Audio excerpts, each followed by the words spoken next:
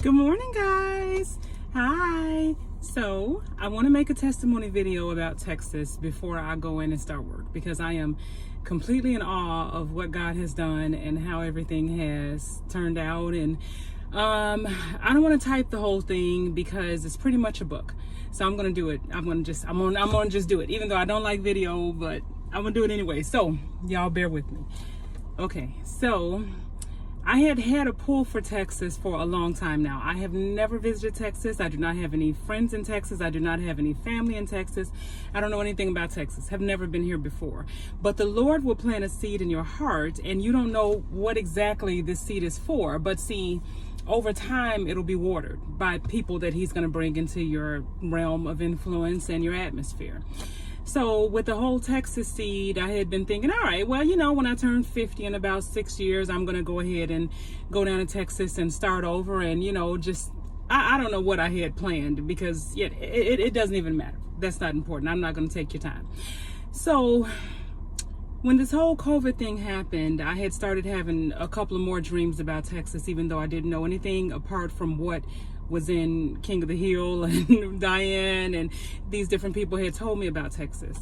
So I knew that the shutdown was going to happen before it happened. And my fear was this was God pushing me once again out of my comfort zone to say, it's time for you to move. Your season here is up. I had had my own business for 10 years. So it's hard to just drop it and say, okay, well, I heard God. All right, blah, blah, blah. I'm going to go because I trust God fully and He ain't never let me down and blah, blah, blah. God has never let us down. But we still have those thoughts, right? Because we're human. We're having a human experience, and we take everything through the lens of being human. We don't go to the supernatural unless it's absolutely necessary. So when the shutdown happened, I had already had a bad year. I had already had a bad Christmas. The spring was gone. Prom was gone. All that stuff was gone. And all I could think was, Lord, I have no other source of income. You are my source. And I refuse to put pressure on people to help me or to finance me or to do anything for me. I would sooner find a job. So I decided, all right, I'm going to find a job to pay for my salon. I'm going to go back to school, get another career, and I'm going to just do, and all I was thinking was me, toil. I had never once consulted God, because I knew that if I consult God, it's going to be something I cannot do. And we all want to be in control of our future. We all want to do what we can do. We never consider God. We never ask Him, well, should I marry this person? Should I buy this purse? Should I buy this car? Should I move here? Should I take this job? People go to school without ever consulting God. And they spend 6 years getting a degree, getting some wallpaper, and they turn around and cannot find a job in that field, and then they want to blame God. You don't blame God, because He put something in you, and that something in you would have financed your way. Your gift will make room for you and put you in front of great men. That great man could be a CEO of some company that you could have got saved, and 1,000 people under him would have gotten saved, because he would have changed the laws and things in that company. So we have to not just consider us, we have to consider everybody around us. Well, I was trying to consider everybody around me. At the time, my daughter was living at home. And of course, we want to take care of our kids and that kind of thing. But my daughter is 25 years old. So I was kind of holding everything up because I had these loyalties to clients and friends and my family and my daughter and everybody. But I didn't have that kind of loyalty that I should have had to God. You get it? Okay.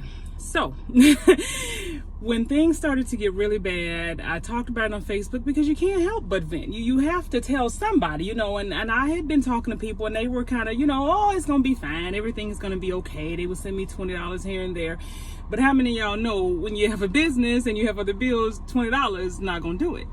So, okay, as soon as I decided to close, that was the same night I was like, all right, nothing has worked. So it's just like when Peter, after Jesus ascended, Peter went out and he tried to go fishing, and he couldn't catch anything because his season as a fisherman was done. You know what I mean? His season was done. So I tried to fish. I didn't catch anything. So I said, all right, I'm going to go ahead and I'll start looking at places in Texas. Well, I started looking at places in Texas and I didn't quite know where to go. So I prayed and I said, well, Lord, what part of Texas? This place is massive. You know, I got the Dallas part, but what part of Dallas? Because I'm thinking Dallas is like a small suburb, and it is not. It is massive. So I reached out to Polly, who had only been on my friend list a couple days. And I don't even know why I reached out, because there were other people in Texas that I could have reached out to. I reached out to Polly and she said Frisco. I had never even heard of Frisco. And so I took that, but I didn't write it down. I didn't say, oh, this was the Lord, blah, blah, blah. So I started looking at apartments and I found one that I was drawn to, you know, that draw in your spirit. So I was drawn to this apartment. It was beautiful. The pool was beautiful. Everything was nice.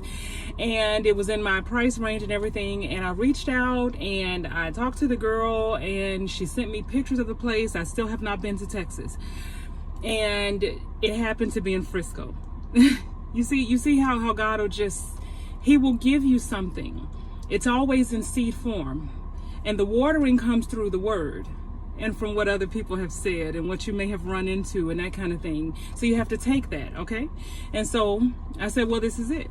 So then I applied for the apartment. I got the apartment. And right after I applied for that apartment and I got the apartment, that was when people started to just give to me. I had clients coming in that I had not seen in years. I have another client that lives in a whole other state that messaged me and sent me $2,000. Then I had another woman come and give me $1,000, and another one $1,000 cash, and they just were bringing money from everywhere. And I said, well, this is God. And it wasn't the money to patch a sinking boat. It was the money to go, because my season was up in Chicago and I was born there. Okay, I've never lived anywhere else. Only in Chicago, within a 30-mile radius. I was born and raised. So I don't know no other place. So, okay. So the money started coming in. So then I paid the rent and I reserved a U-Haul, and I didn't tell anybody. I did not tell my daughter. I did not tell my boyfriend. I did not tell anybody, because I just said, I'm going to go. I assumed this was me. I have to leave everything behind, because that's just what you do, you know. So, okay. So that was done. So then I had to close the business. I started to sell everything. I gave a lot of stuff away, because I am a big believer in sowing seed. Seed is the only way to go. You know, you can't just expect something from God. You can't expect the ship to come in and you ain't sending one out. You have to sow. You cannot reap unless you sow. God will give back to you according to your faith. 20, 30, 40, 50, 60 fold, 100 fold, according to what you have given. According to what you have given, okay? All right, so, and also remember, if it doesn't mean anything to you, it don't mean nothing to God. It hurt me to liquidate my salon. It hurt me for people to come in and just start moving things out. I was nearly broken down to my knees watching people pick through my stuff. But you know, because God is faithful, I said, if I'm going to endure this, because I know at the other end of this, it's my promised land. I'm too old to be trying to make my own way. At some point, I got to believe God. I got to believe God. I'm sorry, guys. Okay. So after the salon was all liquidated and closed, I kept getting messages about, you have any appointments available, or, you know, can come to the house. And I had to tell people, I had to finally go public with this confession of faith. I had to email my clients and tell these women that I have loved and have been my friends for 10 years that I was closing. And that was the worst night of my life. To have to respond to emails and of how I've changed lives, and I've not done anything. It's been God, you know, I've not done anything. But at the same time, I still had to face the reality of this is dying. This is dead. Nothing new can come until something dies. Nothing. Okay, so that's done. The salon everything is liquidated. I figured, well, then I'm not a nail tech anymore. That was who I was in Chicago. So what am I going to be in Texas? All right. So I decided to. So then I finally tell my boyfriend that I'm going to Texas. I said, you are not obligated to come. You don't owe me anything. You move on with your life, and I'm going to move on with mine. See you next lifetime, whatever that is, you know, it's just like, I'm done. And he didn't He didn't go off. He didn't say anything. He just quietly started working a whole lot. And when I told him I was moving, I didn't tell him where. I didn't show him any pictures of the apartment. I did nothing. I was just kind of trying to figure out how was this going. So then when I finally, a couple of weeks out, I said, well, I'm going to reserve a U-Haul, and I'm going to be, I'm moving to Frisco. Well, it turns out he had found an apartment, and it was also in Frisco. And it is less than a mile from me. Literally, I could turn this corner and go right down and be right at his apartment. So I didn't know what to think of that or anything. I just took it, it's what it is. And so I said, well, I'm going to be driving, I'm going to be leaving on the 1st, blah, blah, blah, blah, blah. And he said, no, I'm going to drive you down. I don't want you to drive by yourself. And I didn't want him to, because a part of me is prideful. And I felt like I don't want him to drive me, because I don't want him to think that I'm using him for anything. And he loaded up you all know what happened. The movers backed out, and he moved everything, and he did the hitch, and he drove the entire way. I drove maybe an hour so he could take a nap. I was being generous. So he drove all the way, and he unloaded everything, and and the rest is history. But when I left Chicago with $7,000 cash, because of what people were giving me, so God basically, he loaded me up with everything.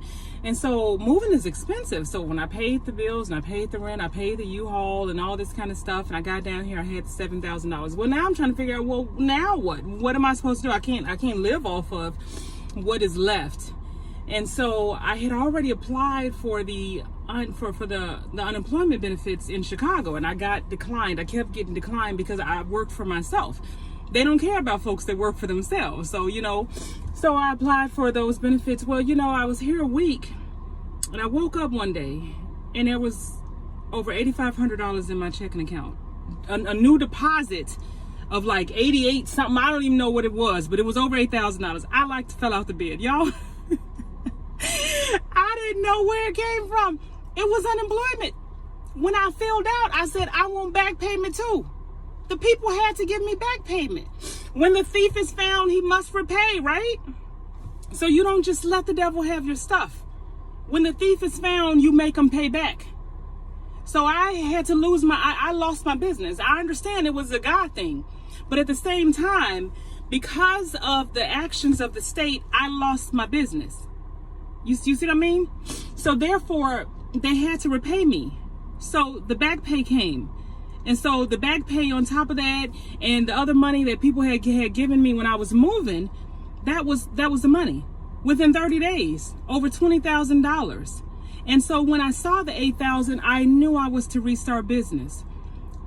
I didn't go and do anything extravagant. I didn't go buy a purse. I didn't go do any of these things that, people would normally do. I sowed that as a seed. And so when I was like, all right, well, what am I supposed to do? Because I had already applied for some spas, and I was going to work at some spas. Nobody called me. I am a seasoned nail tech.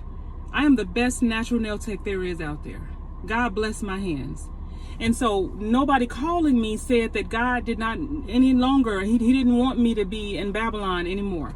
No more bosses. You cannot go from driving a Mercedes to riding a bus.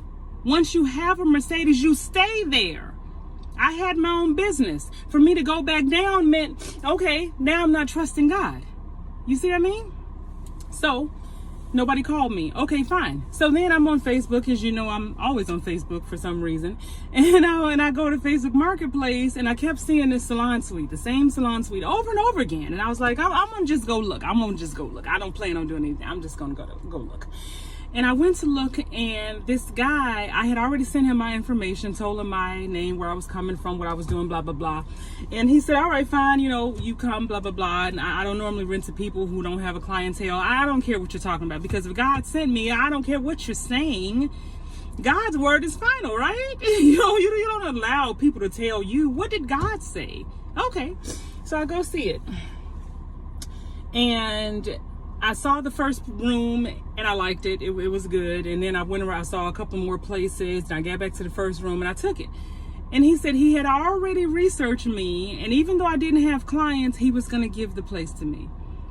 2 months, half off the rent. For 2 months. Now, the deal he was running was 4 weeks for half off. He gave me 2 months for half off because of my reputation. So your reputation will precede you. Okay? So when that happened, along with the money and Shabazz moving here and being all the help I did not think I even needed, I realized that God was not trying to get anything from me. He was trying to get something to me. When he asked Abraham to sacrifice his son, he was not trying to take his son from him. He was trying to see if he trusted him. Do you trust God? What is he trying to get you to do that you will not? Who is he trying to who is he trying to get you to let go that you will not? Where is he trying to move you that you will not? Your will is resisting God. You will not. You will not.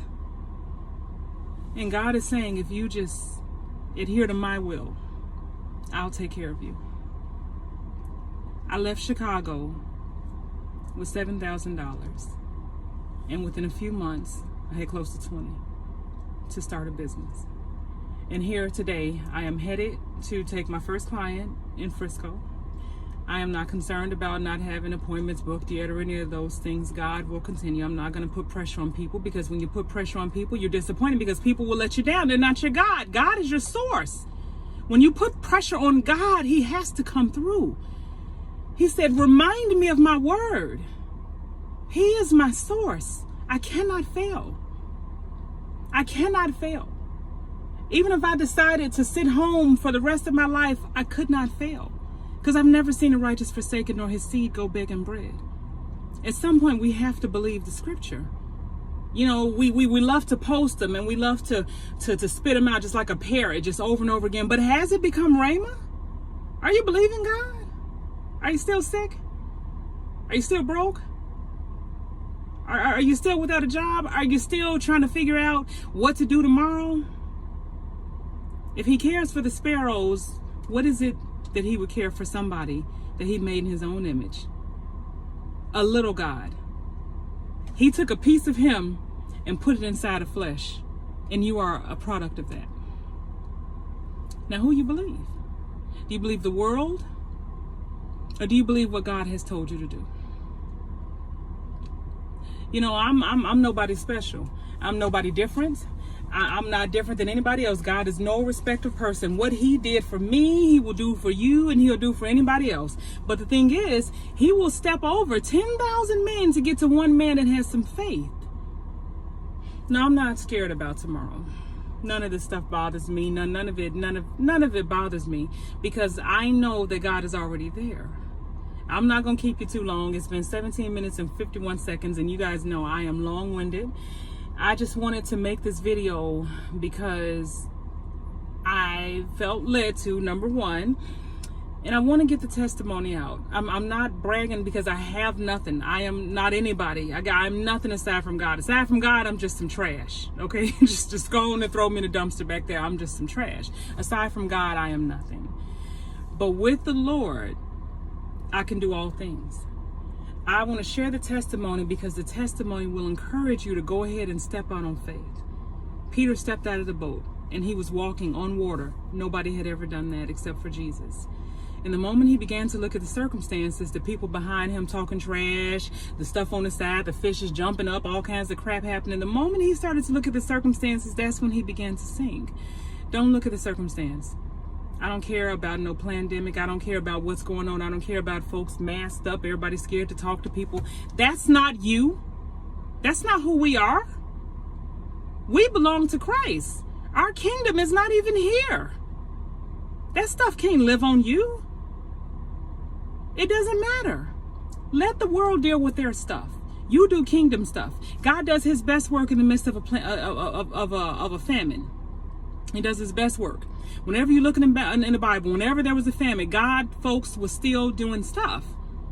They were still doing stuff. It doesn't matter what's going on. Folks were dying. They were dead. It was 7-year famine. So what? What is that to you? What is that to God? The water around his throne is still. It doesn't move. There's no ripple in it because there's no shadow of turning in him. He's the same today, yesterday, and he will be the same tomorrow. The same thing he did for Joseph, the same thing he did for Abraham, the same thing he did for Moses, the same thing he did for Kim Blakes, he'll do for you. He'll do for you. But do you trust him? Do you say you trust him? And you really don't? Well, now it's time to see. You can't fail. Do it. You cannot fail. Just do it.